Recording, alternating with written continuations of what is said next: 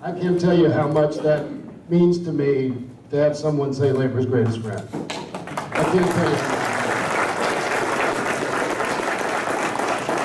As many of you know, and I've said this hundreds of times, the first thing I did when I was trying to decide whether to run was to meet with labor leaders in this community to make sure they felt comfortable with me, because if I didn't have their support, I wasn't going to do it. Because the only reason I ever thought about doing this job was because the great American workforce has not been treated well in this country over the last 3 decades. And we've got to make sure, as many have said and I've said, that we have an economy that works for everybody and not just a few. Now, everything you see on the horizon makes it look like we're fighting a losing battle. You see growing shares of national income and wealth going to the top 1%, wages stagnating, even though there's been a little bit of an uptick recently, unemployment still high, long-term unemployment at record levels. But there actually is some good news.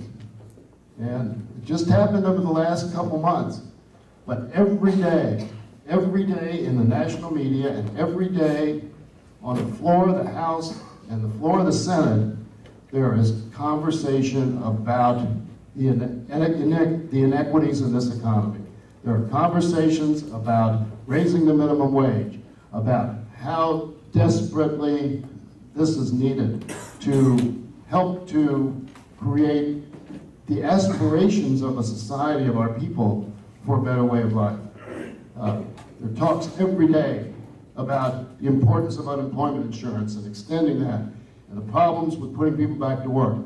Every day this is leading the national conversation. While we aren't making any progress legislatively, at least it's at the top of people's minds now. And more importantly than that, every national poll shows there is overwhelming support among the public for raising the minimum wage. There are efforts throughout the country to raise it on a state and local basis. Greg Stumbo's doing it here in the General Assembly, thank God for that. And I hope that that's able to get some momentum. Places like SeaTac out in Seattle, trying to raise the minimum wage to $15 an hour. There are movements going on with a great deal of popular support. Same thing with extending unemployment insurance. And I will say that for people like Rand Paul, I shouldn't say that because there really aren't many people like Rand Paul. Thank goodness. For people like Rand Paul to say that unemployment insurance is a disservice to the unemployed is so outrageous, but more importantly, so wrong. And the good thing about that is that nobody else is saying that, really. Rand's the only one out there. I've been asked to comment a couple times on national media about, what do you think about Rand Paul's comment? I said, he's the only one saying it. You don't see anybody else saying it. He's out on a limb, so let's not give it more attention than it deserves. But we really we have succeeded in making progress in bringing to the fore the issue of inequities in our economy, and that's a great first step. And we're not going to let that momentum die. We had 15 people every morning on the House. We get 1-minute speeches, we get 15. The other morning, I was one of them, 15 people getting up there talking about unemployment insurance, how important this is, not just to the economy, but more importantly to those 1.3 million people, Americans who just got cut off on the 28th of December, and whose checks were due this past week and didn't show up. And the 70,000 Americans every week from now on who will get cut off till it reaches almost 5 million people in the United States if it goes this year. That's something we need to pound and pound and pound and pound. And we'll continue to do that. So, anyway, that's the good news. The other piece of good news is that I am firmly convinced that in the first week of January of 2015, Mitch McConnell will no longer be the United States Senator.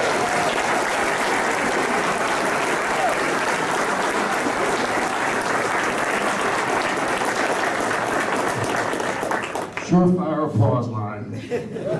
And not just in labor groups, believe me. I joked, I spoke to a church group last Sunday, and I said I'd had a relatively calm holiday period, except the last few days of the period before last Sunday were pretty hectic because I was trying to arrange a package deal to send Mitch McConnell and Rand Paul to Texas along with Charlie Strong. Didn't quite work that way. So we're going to have to live with Mitch for another year. But I guarantee you, as much as I have ever been confident of any political outcome, that Mitch McConnell is history, that he cannot win in Kentucky today. For the last year, this is going to sound like an exaggeration, but I promise you, if anything, it is an underestimation. For every person I've run into in Kentucky who has said, talk to me about some substantive issue, 10 at least have talked to me about getting rid of Mitch McConnell.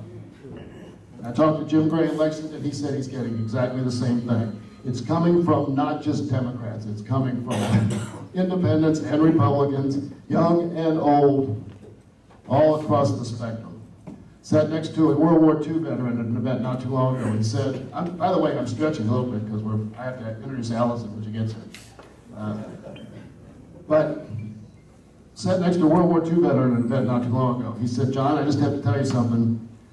I'm a lifelong Republican. I've supported Mitch McConnell his entire career. I'm done with him. I'm not supporting him anymore. And I hear that day after day after day. So we've got something to really motivate us this year. We've got other things to motivate us, like making sure that we maintain control of the Kentucky House of Representatives.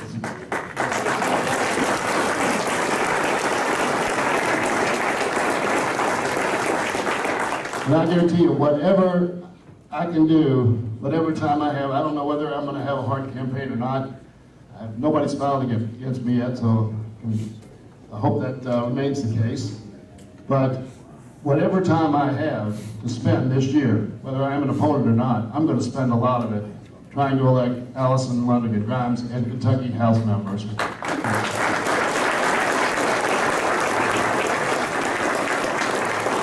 And I know you're going to be there with me. I think the biggest factor in this election, other than the fact that Mitch McConnell is not exactly a dynamic, warm and fuzzy candidate, is the fact that there is no energy behind his re-election campaign. All the energy that's out there is on our side and on Allison's side, the side that wants to get rid of him. So I hope that energy is, I know it's in this room, I see it everywhere I go, so it's going to be a very, very interesting year, and a year that, can I stop stretching? Okay, anyway, it's going to be a really interesting year, and we're all going to be sick of politics by next November, because there's probably going to be $100 million spent in the Senate race. I guess that's good news and bad news. The good news is for anybody running, you probably won't have to raise a lot of money because you won't be able to spend it. You won't be able to get on TV. The other bad reason is that you need to spend. If you need to advertise on TV, it's going to be very, very hard. But the one good thing about all of that is this is going to be the #1 race in the country. The eyes of the country are going to be on Kentucky. And we're going to actually make the biggest statement we could possibly make against obstructionism by Republicans in Congress, against extremism, because Mitch has done nothing but try to hew to the right. And I don't know if any of you saw these polls. There was a poll done a couple weeks ago in Kentucky of Republicans. Mitch's job approval among Republicans was 46%. That's not good. Among everybody, it's in the low 30s. But they also asked the question, of Kentucky Republicans, do you prefer Rand Paul or Mitch McConnell? And it was 59-27, Rand Paul. That shows you, where the Republican Party in Kentucky is. They have moved so far to the right that by a 2.5 to 1 margin, a little over 2 to 1 margin, they prefer a Tea Party extreme candidate like Rand Paul to Mitch McConnell. So the last thing we want is to have anybody from the Kentucky Republican Party making decisions for us in the House of Representatives, right, Larry Clark? Right. Absolutely. So, anyway, thank you all for being here. Thanks for all the support, and more importantly, the friendship that you've given me for the last 7 years. It's been a great honor to represent you. I look forward to doing it again, and I look forward to having an incredible victory rally on, what is it, the 4th?